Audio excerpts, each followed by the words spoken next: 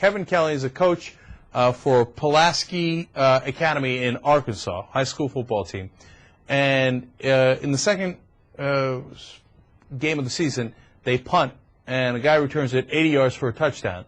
The coach gets so mad that he decides, that's it, I'm not punting the rest of the season. And they didn't punt for the rest of the season, except once they punted just because they didn't want to run up the score. They had already beat the other team so bad. And you know what happened? What was that? I'm a guest state champion? State champion, won every single game after that. And the guy breaks it down by the numbers, and it's really interesting. He says, look, for example, let's say you're inside your own 10. If we don't make it, people think you're crazy, right? The other team does have a 90% chance of scoring if they're within your own 10. Now, if I punt, instead of being on the 10, they wind up being on average at the 38-yard line. And remember, this is high school. It's not like the punters are fantastic. So the other team's on the 38-yard line. Well, under those circumstances, they have a 77% chance of scoring. So you're only giving up a 13% chance higher of scoring, but I got a 50% chance of making the first down. So if you look at the numbers, it makes a lot more sense to go for it.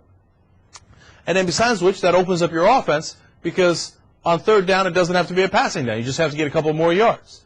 And then they don't even know when you're coming and going. They don't know when you're passing, when you're running the ball, and it gives you a lot more leverage.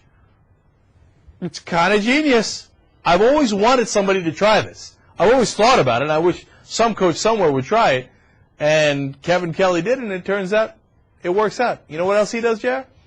He does an onside kick 75% of the time. Again, he's got some numbers to back it up as to where the other team starts and what percentage of times they score off that, what percentage of times he scores based on the number of times he gets the onside kick back. And they've got 8 different ways of doing an onside kick. They got a helicopter kick. They got 2 different kickers kicking in different directions. And he says the other advantage is the other team spends the whole week trying to figure out how to cover our onside kicks. They don't even game plan for our offense and defense, and then we whoop their ass when we get out in the field. Genius? It's taking advantage of the level that he's coaching because high schoolers they're not that good. They're high schoolers.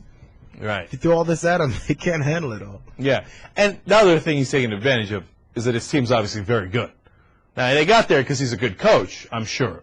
You know, but if you have a better team, the strategy will work better.